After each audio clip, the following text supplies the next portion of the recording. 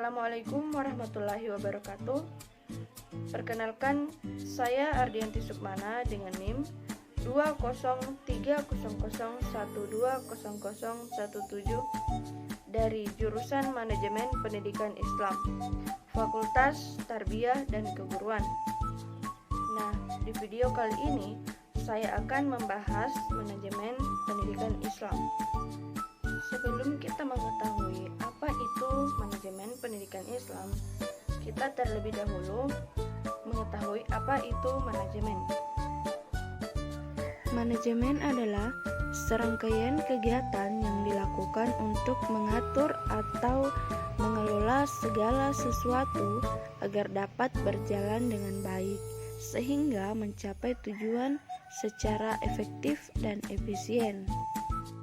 Nah, kemudian adapun tujuan dari manajemen yaitu tujuan manajemen adalah untuk memandu seluruh kegiatan dan pekerjaan yang dalam suatu perusahaan atau organisasi agar dapat mencapai tujuan secara efektif dan efisien. Nah, setelah membahas manajemen, kita akan membahas apa itu manajemen pendidikan Islam.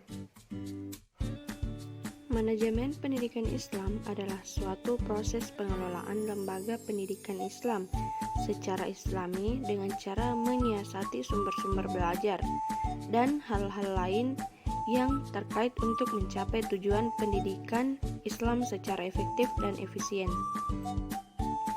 Adapun pengertian manajemen pendidikan Islam yang dijabarkan oleh beberapa para ahli. Yang pertama, menurut Prof. Dr. Mujamil Komar, manajemen pendidikan Islam adalah suatu proses pengelolaan lembaga pendidikan Islam secara islami. Cara ini dengan menyiasati sumber-sumber belajar dan hal-hal lain yang terkait untuk mencapai tujuan pendidikan Islam secara efektif dan efisien. Yang kedua, menurut Ramayulis tahun 2008 halaman 260, manajemen pendidikan Islam adalah proses pemanfaatan semua sumber daya yang dimiliki umat Islam, lembaga pendidikan atau lainnya. Manajemen pendidikan Islam tentu menjadi ilmu yang bergerak dengan pedoman Islam. Dengan begitu, ilmu ini memiliki karakteristik tersendiri yang bernuansa Islami. Kemudian kita akan membahas fungsi manajemen pendidikan Islam.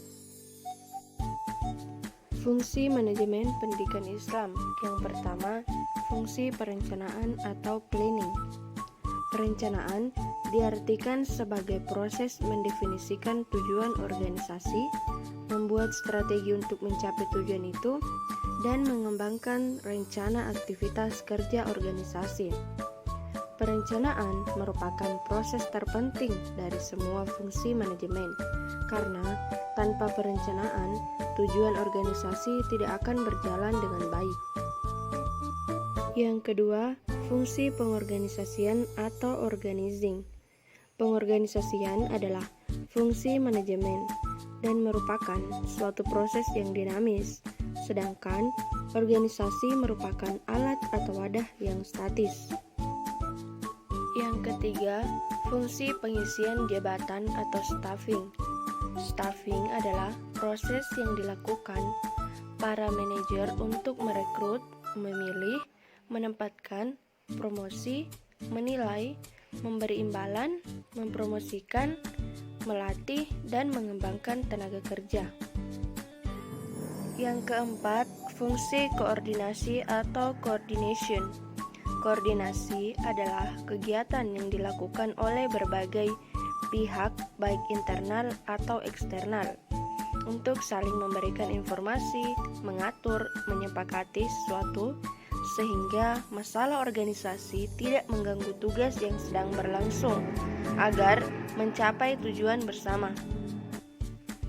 Yang kelima, fungsi pergerakan atau actuation.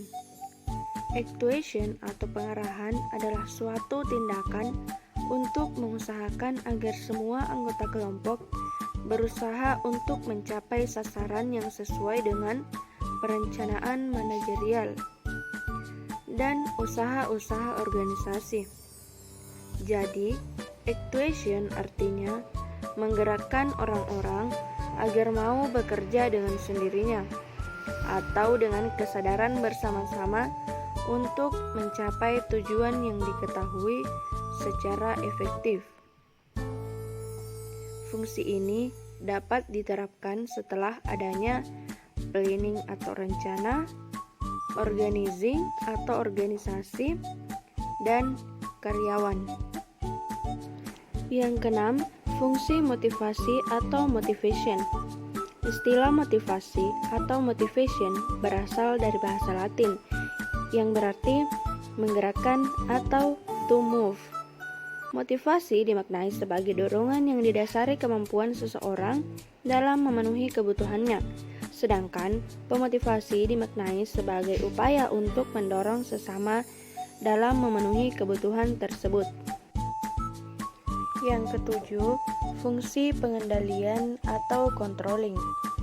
Pengendalian merupakan suatu usaha sistematik untuk menetapkan standar pelaksanaan tujuan dengan tujuan-tujuan perencanaan, merancang sistem informasi umpan balik, membandingkan kegiatan nyata dengan standar yang telah ditetapkan sebelumnya, menentukan dan mengatur penyimpangan-penyimpangan, serta mengambil tindakan koreksi yang diperlukan.